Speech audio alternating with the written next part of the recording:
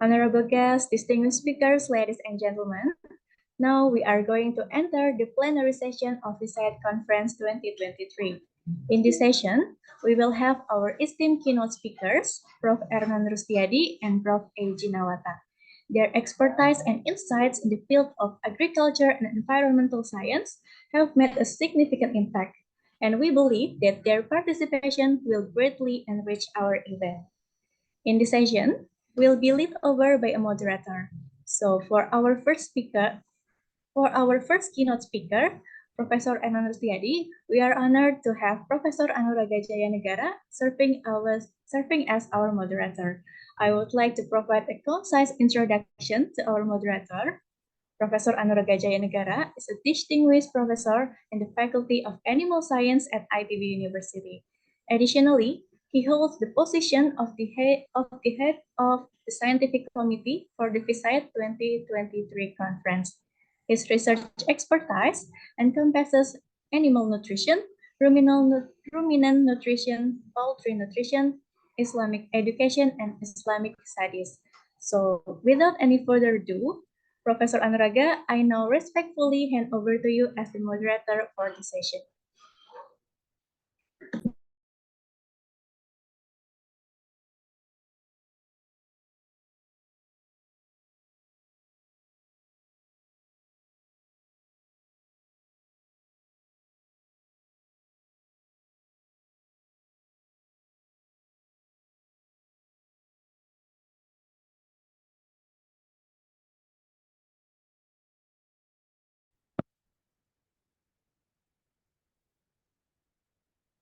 Is it clear? Can you hear my voice? Yes. Yes. Okay. We Okay. can. Yeah. Thank you very much, Mbak Tia, for as the MC of this conference, this VSAID conference, for introducing me as the moderator for this first session. It will be the keynote speaker, the first keynote speaker. We are going to have our distinguished speaker. His name is Professor Ernan Rustiadi. We can call him Prof. Ernan.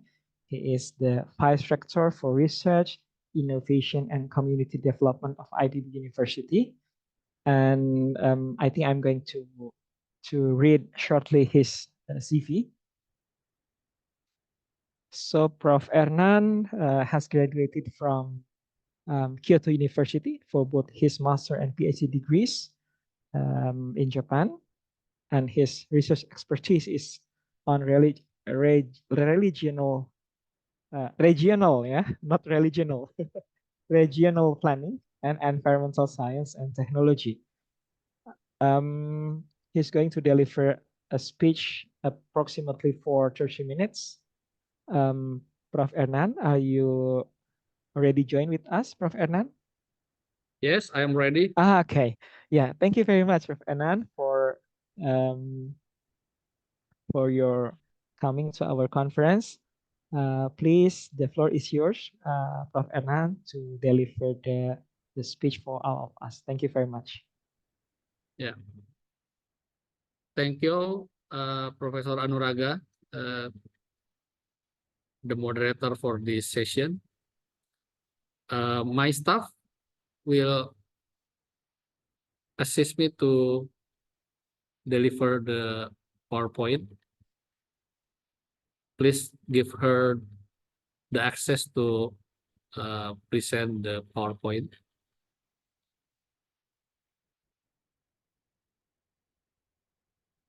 Yeah, okay. Yeah, good morning, everyone. Good morning, ladies and gentlemen. First of all, I would like to thanks to Professor Anuraga and his team for preparing this international conference on agro-maritime and environmental development. And I hope Professor A.G. Nawata from Kyoto University also has already joined this session. Good morning, Professor Nawata, our colleague from Kyoto University. Okay, my presentation is about the role of higher education innovation towards sustainable food and agriculture system. Yeah, please, next. Ladies and gentlemen, this is the outline of my presentation. First, I'd like to talk about the global challenges of food and agricultural system. Second, food system concept. Third, food security in Asian countries, Southeast Asian countries. Four, the role of innovation and technology. Five, Indonesia's agro-maritime challenges. Number six, higher education and innovation. And then I would like to talk also about IPB's agro-maritime innovation agenda. Yeah. Now let me start talk about the global issues on food security. Yeah. As we know that world population increased in the last 3 centuries. Yeah, increased very fast. And in this last century, the growth of population increasing very fast. Yeah. Even the peak of the highest population growth has already ended. Yeah, but population growth is still relatively high, and this push the world to prepare many consumption, yeah, for the population need. Yeah, and one of the most important consumption is food consumption.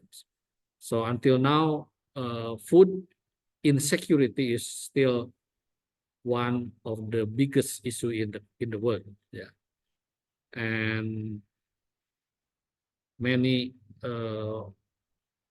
people in many parts of the world facing food insecurity. Yeah, and this insecurity mostly connected with poverty problem, and productivity of land and water, and also decreasing emission. Yeah. And the most important thing also, it also related with the environment. Yeah, next.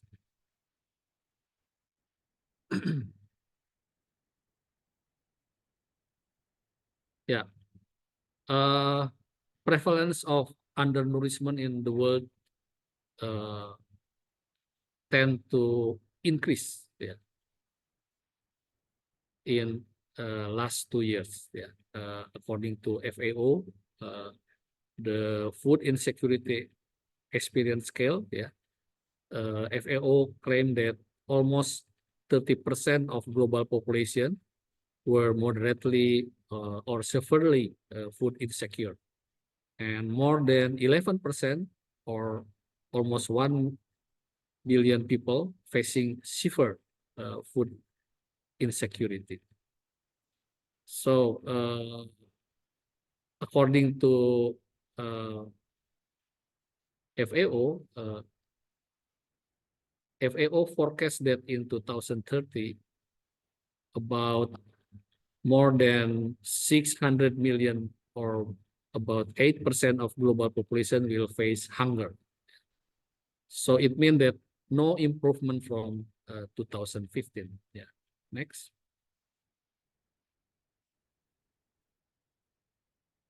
So food crisis is our big issues. Yeah, and this food crisis usually produce a widespread of scarcity of food in society, and it caused by numerous factors such as crop failure, population explosion, government policies, and inaction in terms of food production. So, and this food crisis usually result in hunger, starvation, and malnutrition in society. Next. And this kind of food production in the world, according to data,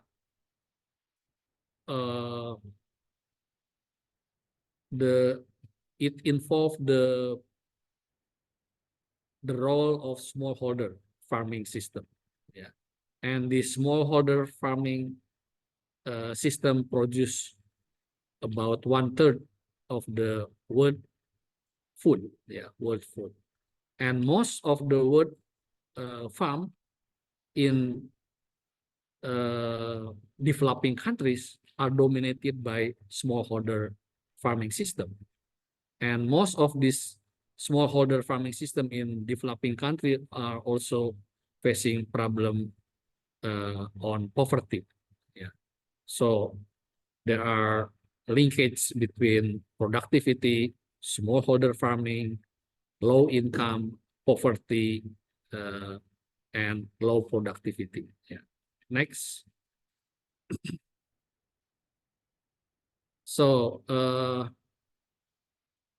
according to the data also, we can see here that 90% of the world, more than 500 million farm are smallholder farmer.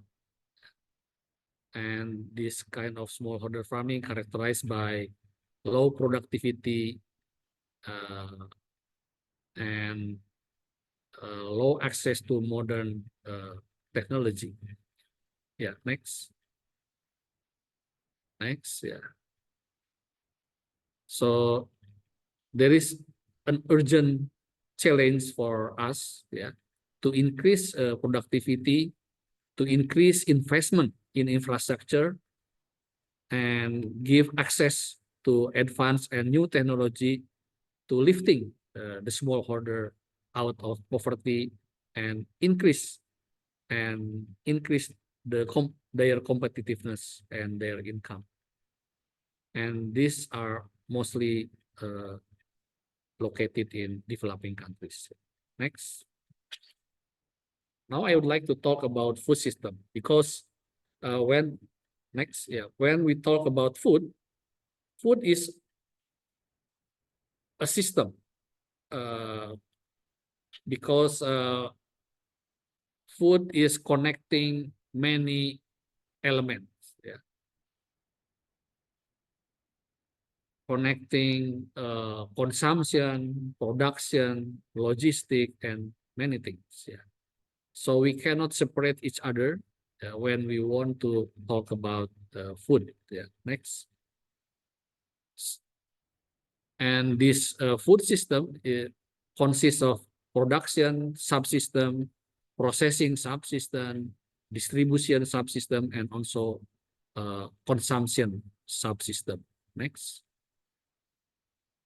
And this food system also connecting food supply chain, food environment, individual factor, consumer behavior, and also diet aspect. And food, yeah. Next, food system should be transformed to achieve many goals. Yeah. Health, inclusiveness, resiliency, sustainability, and efficiency are 5 main goals of the food system. Next. And the food system should give great impact in terms of economic impact, social impact, and also environmental impact. Next.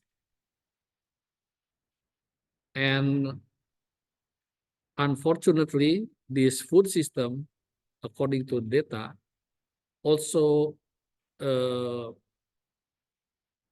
contribute to more than 1/4 of the total global greenhouse gas emission. So the challenge is how we increase the food production in one side, food efficiency, yeah, income of the farmer, yeah, health issue, but on the other side, how to decrease the contribution of food production system on global greenhouse gas emission. Next. Now, let me talk about food security in Asian countries, Southeast Asian countries. So, according to this data, some of Southeast Asian countries such Timor-Leste, Philippines, Cambodia, Myanmar have a relatively high problem on undernourishment. Indonesia is still have a problem on this undernourishment with Vietnam, but the highest is especially in Timor-Leste, in these Asian countries. Next. And according to Food Security Index position, Global Food Security Index or GFSI, from 113 countries, Indonesia ranked number 74 in 2015, but in 2022, our rank increased to be number 62. So we are Indonesia in the level of the middle level of the world, in terms of Global Food Security Index. Next. And this is the Global Food Security Index of Asian countries. The highest is Singapore, and Timor-Leste, Laos, Cambodia is the lowest. And we can see here that Indonesian Global Food Security Index tend to increase, but in last 3 years, because of COVID-19, our index decreased. But in the 2022, return to increase again. Next. Next. And this is the spatial variety of food insecurity in Indonesia. So the red color, mostly located in eastern part of the Indonesia, have a very high food insecurity index, especially in Papua, Moluccas, and some part of Nusa Tenggara. Next.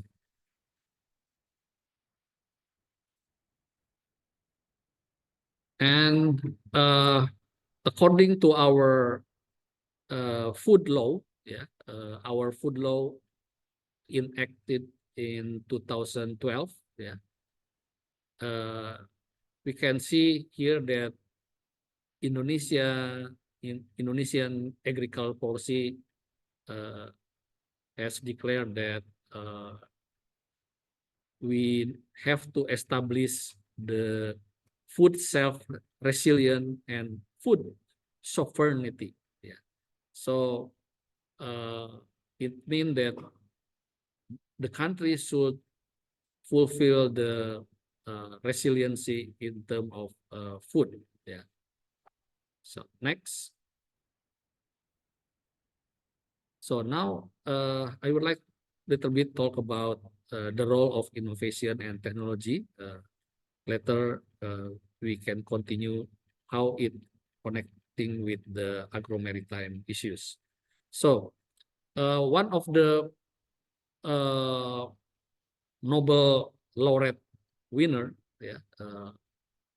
is Professor Paul Romer. In 2018, he awarded to have a Nobel Prize in economics, share with Professor William Nordhaus. His theory is so-called endogenous growth theory. This theory claims that the most important source of growth source economic growth of the country are human resources. It means that human resources is indigenous factor for intrinsic economic growth. And what the meaning of human resources in this theory? The human resource is not only the capacity on education. It's not only about how long does the people access to formal education system, but it also involves R&D, research and development. It also involves creativity. It also involves the entrepreneurship and other factor of human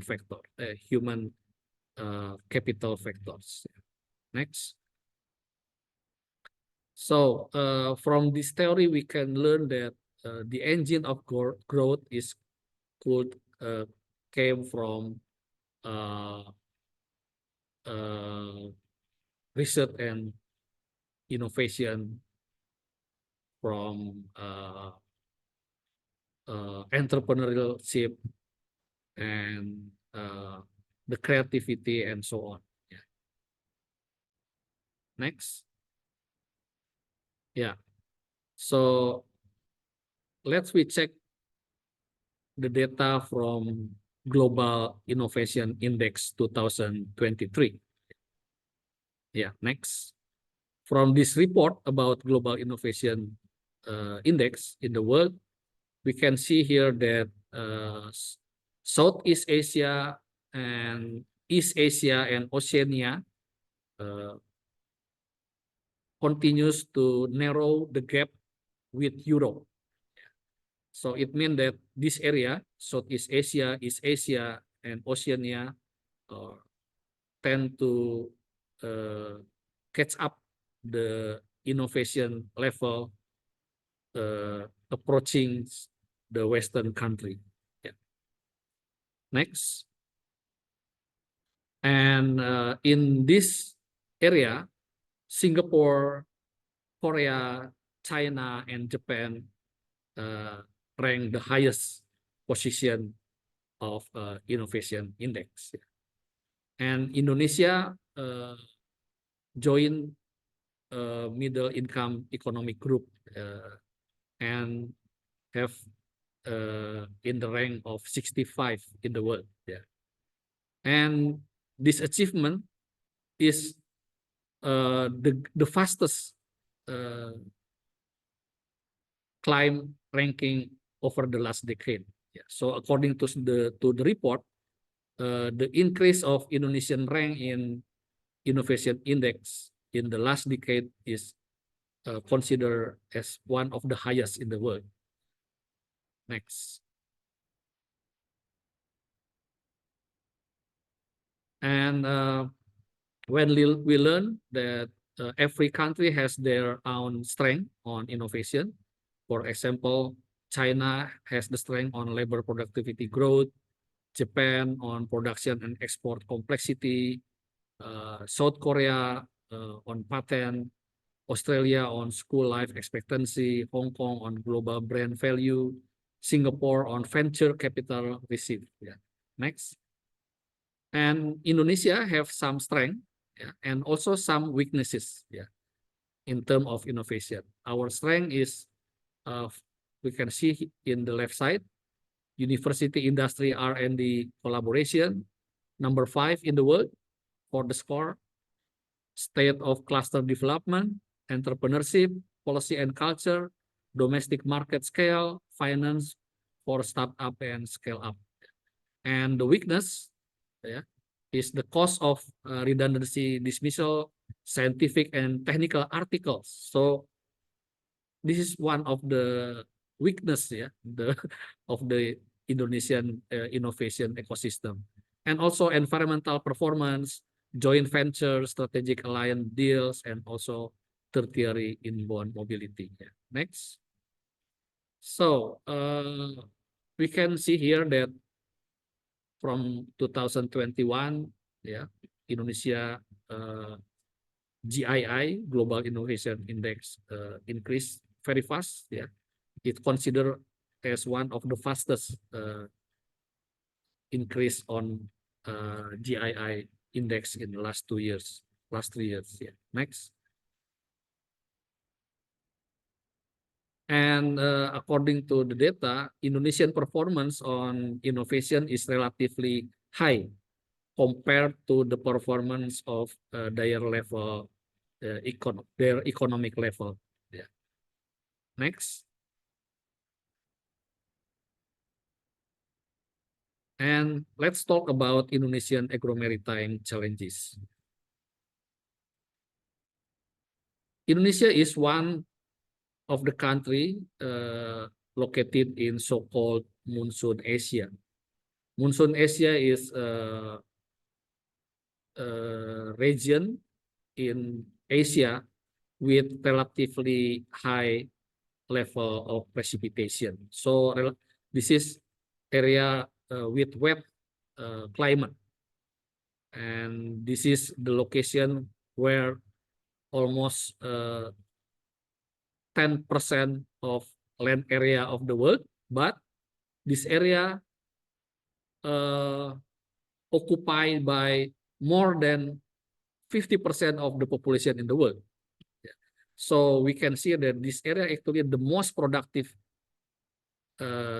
and the most populous area in the world. And how this populous region will survive and sustainable and become the rice granary of the world, because this is the main place of rice production area. Yeah, next. And Indonesia experiencing relatively quite high in terms of economic growth in the last decade. Yeah, and now Indonesia is the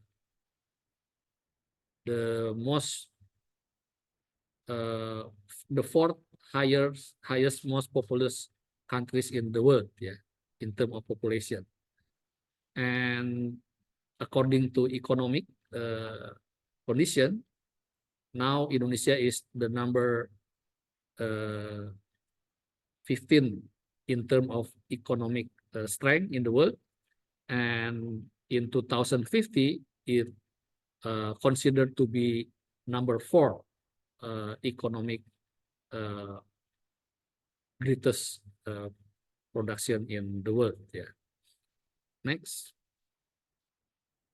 And we, according to our forecast, yeah, Indonesia will transform from agrarian to be more industrial countries, more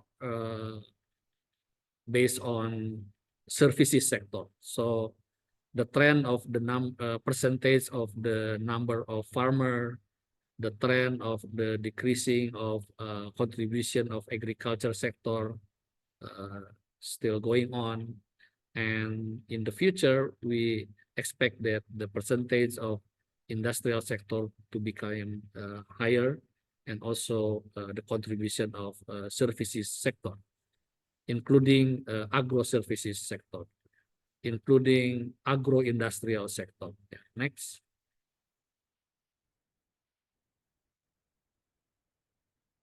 Okay, I think I need to be faster. Yeah.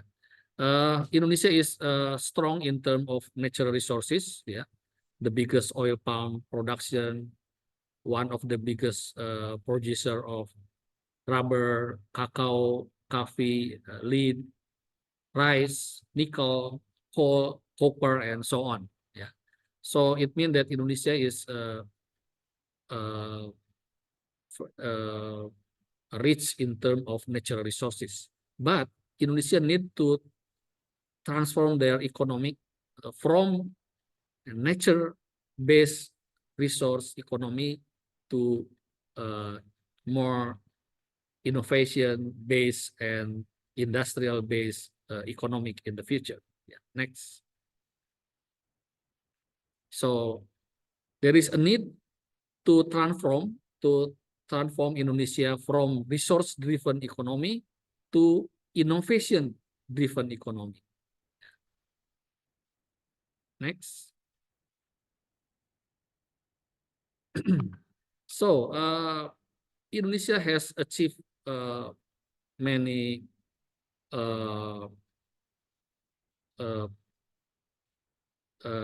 capacity on agriculture. Yeah, one of the important achievement of Indonesian development is on food production. Yeah, in the end of 90s and also the beginning of 70s, Indonesia is the biggest importer, the biggest rice importer of the world. Yeah, and in the middle of 1980s, for the first time, due to the achievement of Green Revolution in Indonesia, Indonesia achieved so-called rice self-sufficiency. And from that time, we have keep the sufficiency of rice, but still have problem. Yeah, for example, in the last 3 years, we do not need import rice, but in this year we have to import again rice. Yeah, so actually in Indonesia, Indonesia is one of the country with the highest productivity of rice. The highest productivity of rice yield is China and then Vietnam. Indonesia now achieve more than 5.1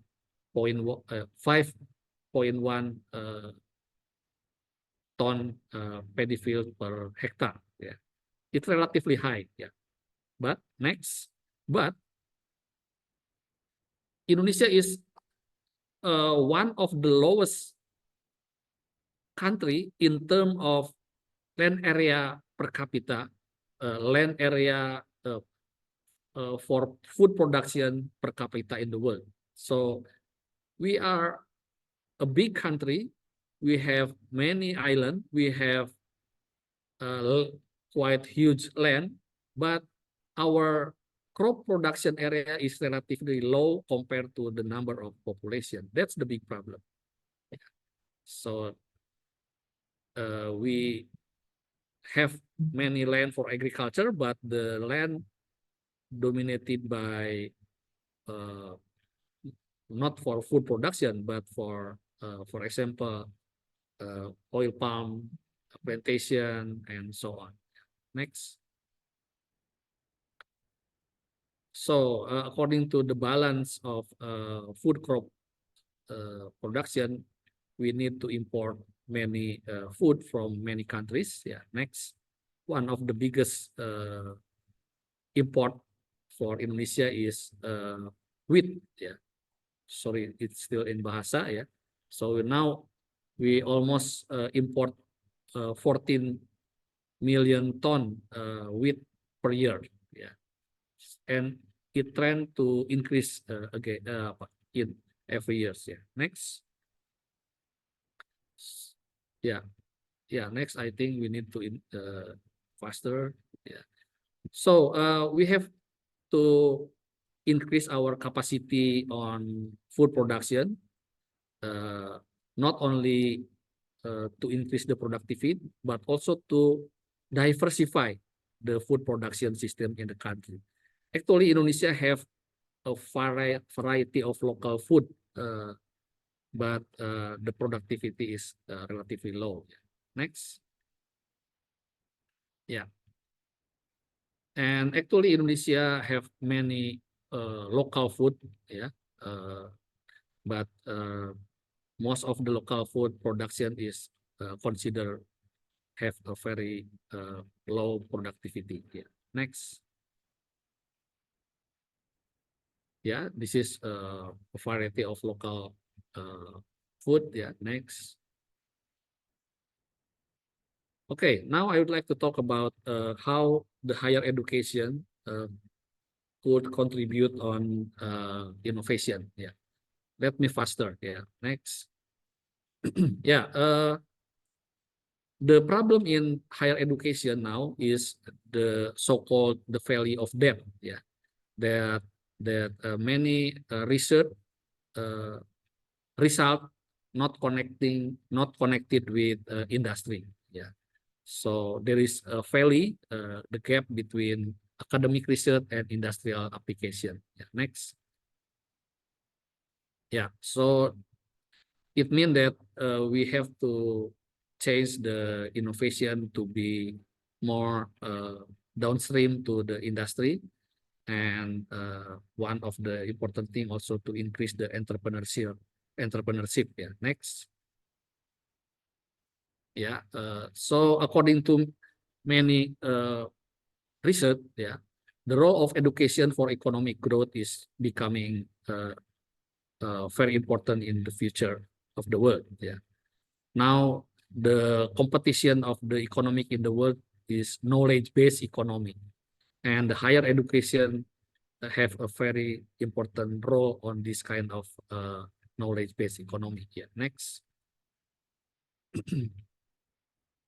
Yeah, and yeah, next, I think we need to faster. And the good things, yeah, according to Global Innovation Index, in the last 3 years, Indonesian score on university and industry R&D collaboration increased very high. Yeah, now Indonesia ranked number 5 in the world in terms of the score of university industry R&D collaboration. I can say that this is because of the new policy in our Ministry of Education, so-called Kedai Reka. Yeah. In the last 3 years, the government launched a Kedai Reka program. Yeah, next.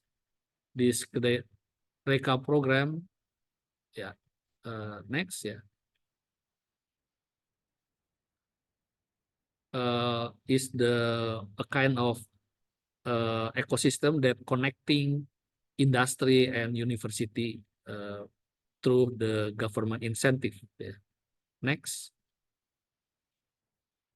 And in the last 3 years, yeah, there are more than 5,000 proposals sent to the government, involve more than 140,000 students, and involve more than 3,000 industrial partners, and the government provide more than 372 million US dollar, and the industry also contribute almost 400 million US dollar in this kind of scheme. Yeah, next. Yeah, this is many company that involved in this scheme. Next. Not only company, but also government, local government, NGOs, private company, state, public company, and so on. Next. Next, okay. And we know that how the Silicon Valley is a kind of this kind of connection between industry and university. Yeah, Silicon Valley. Next,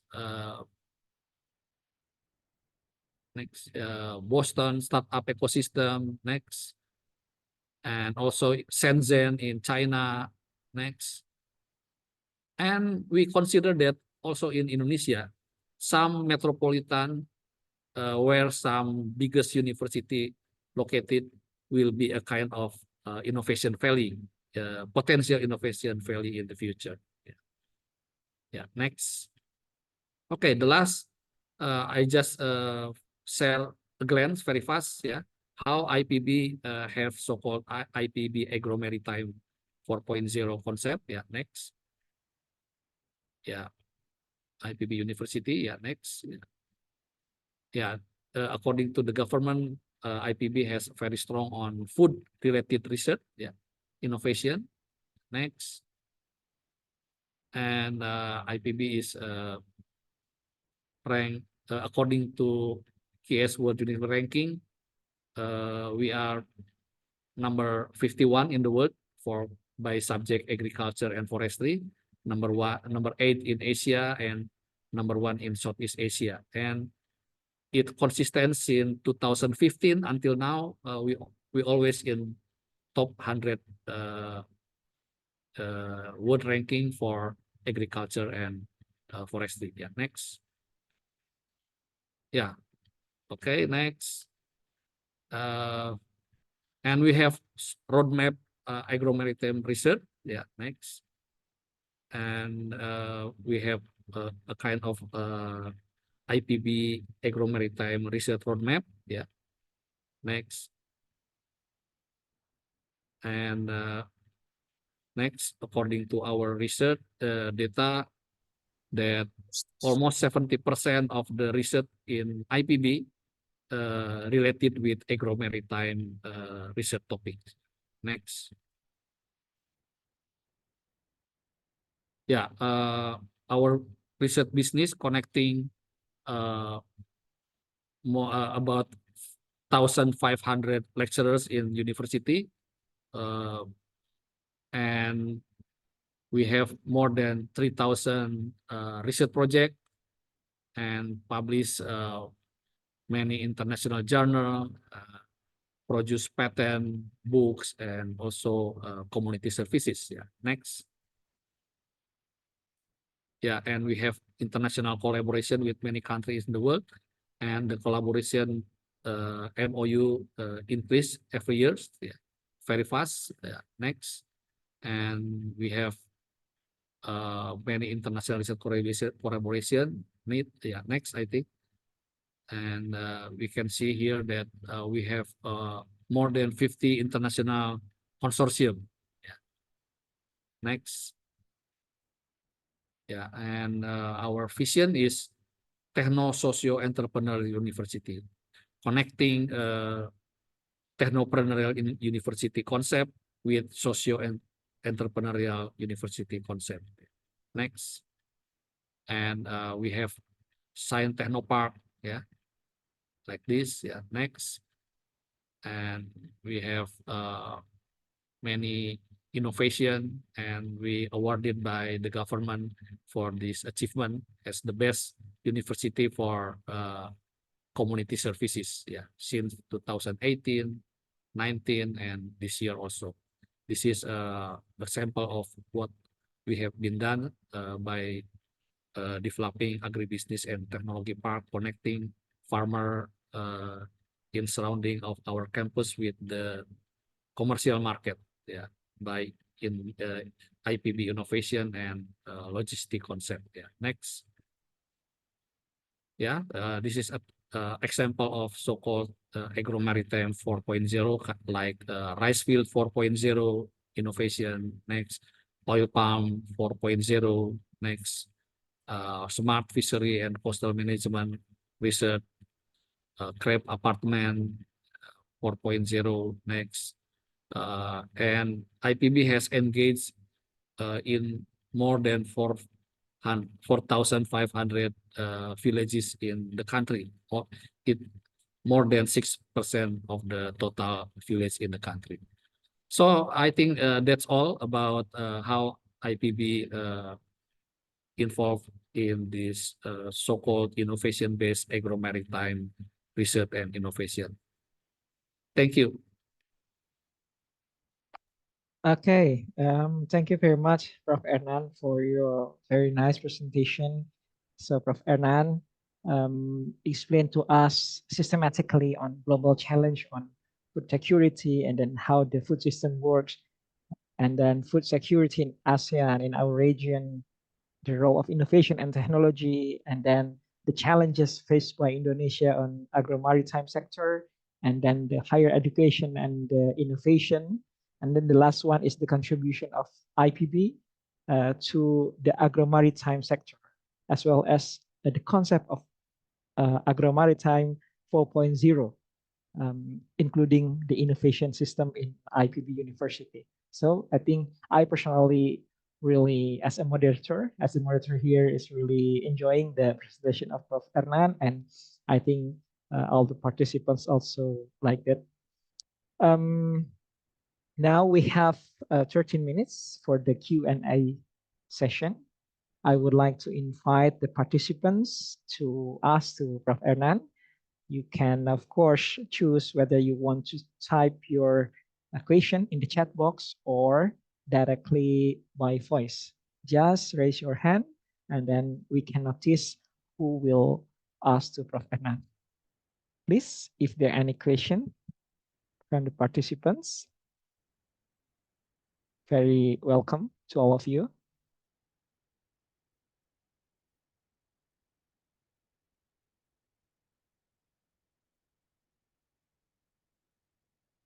Any question, ladies and gentlemen, to Prof. Hernan? Or everything has been explained systematically and very clear to all of us?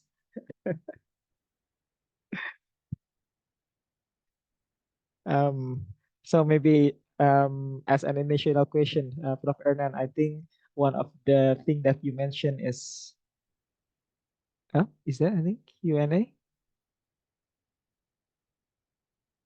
Okay, there is a question, Prof. Hernan, from a participant here, but it is anonymous. The name is anonymous. The question is, what role can community education play in fostering sustainable agricultural practices? The community education, play in fostering the sustainable agricultural practices. So far we have only one question. Prof. Hernan, you may address the question, please. Yeah. The question is noted in our chat box or not? It is in Q&A, so I will write down here. Okay, that one. Prof. Oh, Hernan. okay. Yes. And then we have the second Yeah, question. so yeah, I can read. There are two questions, yeah? Right, right. Okay, let's start from the first question, yeah. What role can community education play in fostering sustainable agriculture practices?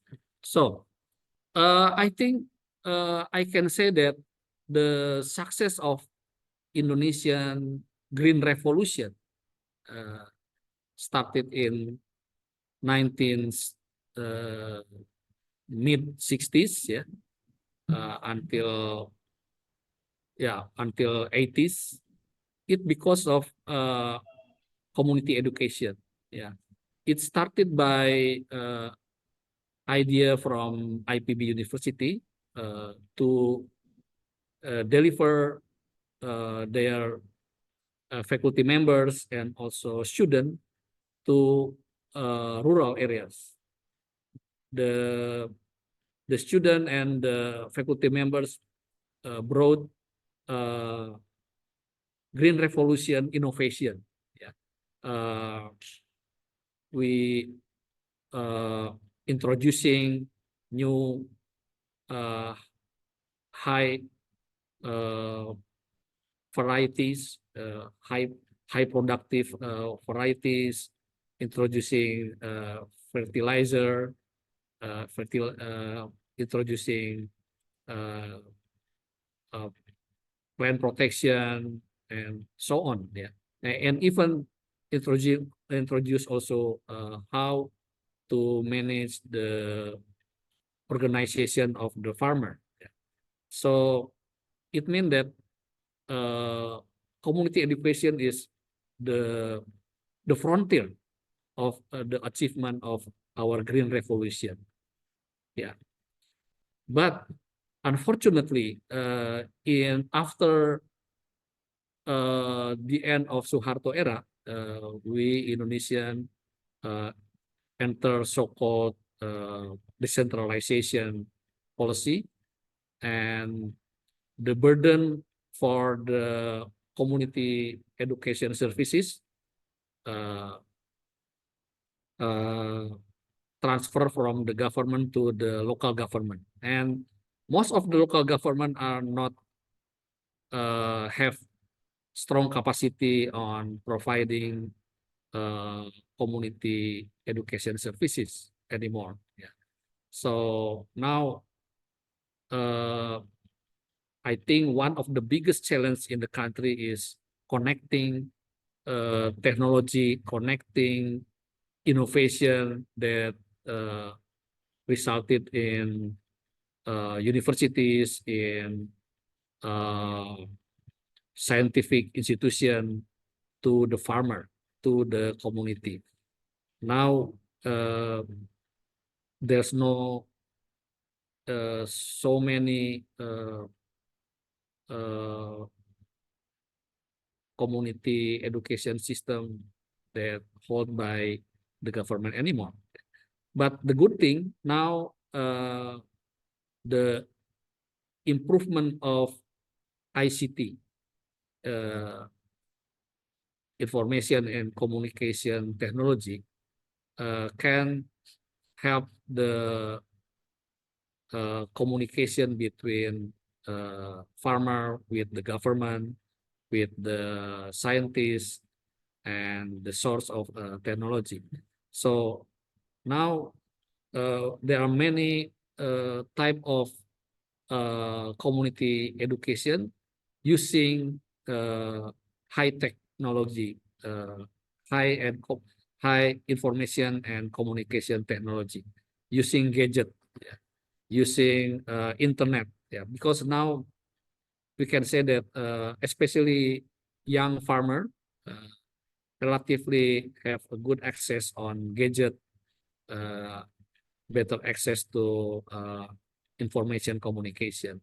So I think now the challenge is about how to find the most efficient, most effective way on community education in the new information era. Yeah. So I think IPB could not do by ourselves, and we have to hand in hand with many university, with the local government, NGOs, and many organizations to hold a kind of new community education system. I think that's my answer for Thank the you, Prof. question. Ernan. We have two remaining questions, Prof. Ernan, and it seems related one to each other. The second question is from Hairul Fadli.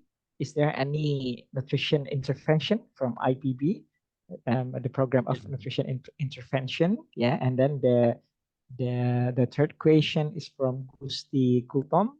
Yeah.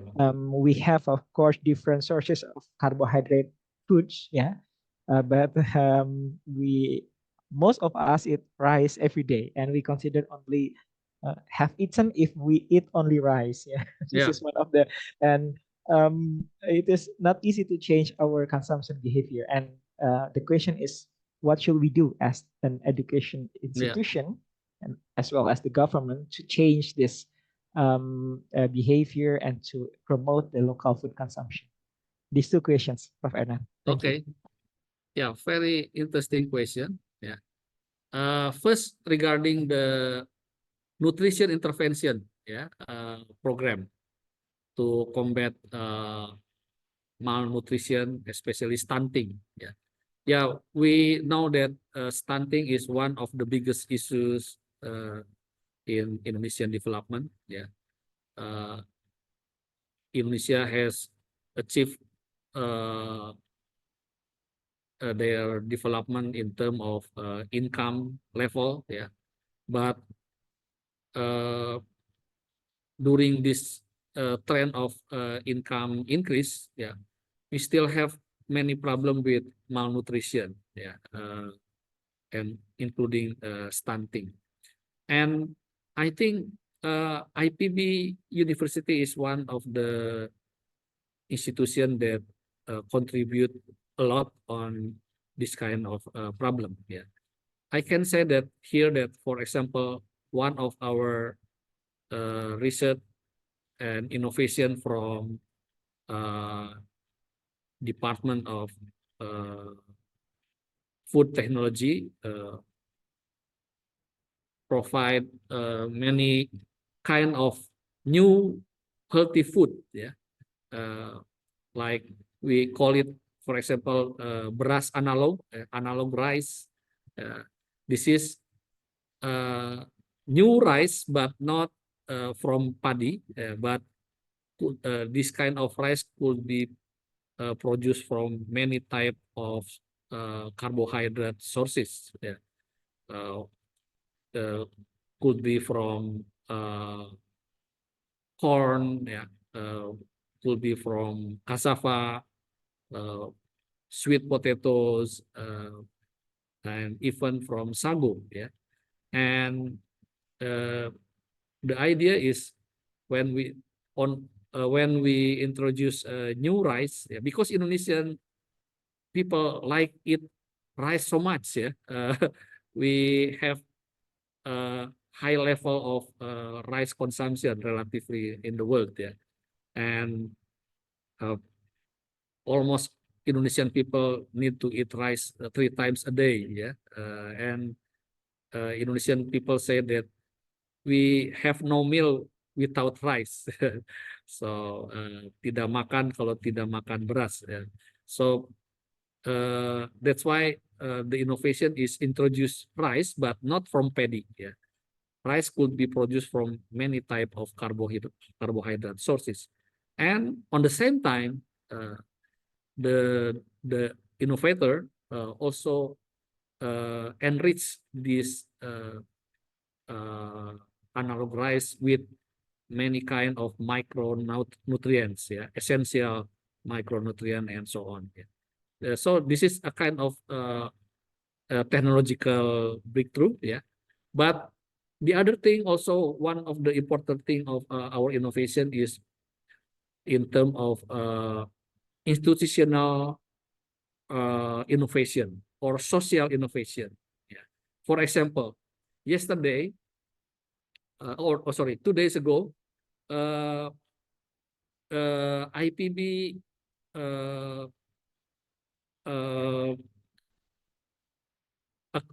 have a special graduation for woman or wife in about 7 villages in Bogor, who already passed the community education related with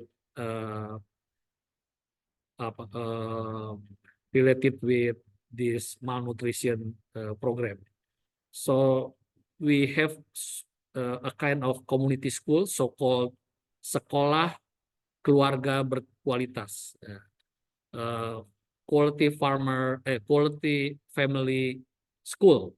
This is a kind of community school, managed by one of our directorate for community services, and we invite many women to join these classes, this school, and this is a very multidimensional and integrated community school. Of course, the stunting related education is one of the core of the education, but it should be approached from many dimensions, not only from technical aspect. In this school, the woman also learn about how to manage the family finance issue, because one of the problem in poor or lower class family on family budget. According to our the survey from Indonesian Statistic Bureau, in the lowest class and lowest class family, the biggest consumption is number one is rice, and secondly is for cigarette. And how to manage such kind of family and also for financial, it also very important. So this kind of integrated family community school is one of our innovation. Yeah. So I think we have also many kind of innovation, yeah, to combat the stunting problem, but mostly are integrated approach. Yeah. Okay. Okay. Thank you very much, Yeah. Prof. Ernan, for willingness to share with us. Unfortunately, the time is over. Oh We already yeah. past Okay. 10:15. Yeah. Yeah. Although Yeah. there is another question, but I think it is not possible anymore to address this. So again, Prof. Ernan, thank you very much for your Thank you so willingness much to for the question. Yeah. yes to share with Thank you, us, Professor and Anuraga. thank you all of the participants. By this, we would like to end the first keynote speaker session. And I would like to hand over again to Batia as the MC for this conference. Please, Batia. Okay. I would like to extend my gratitude to Professor Ernan and Professor Anuraga for their enlightening and productive contribution during this session. We are truly honored to have you as our esteemed keynote speaker and moderator today. So thank you very much once again. Thank you so much. You're welcome. Yeah.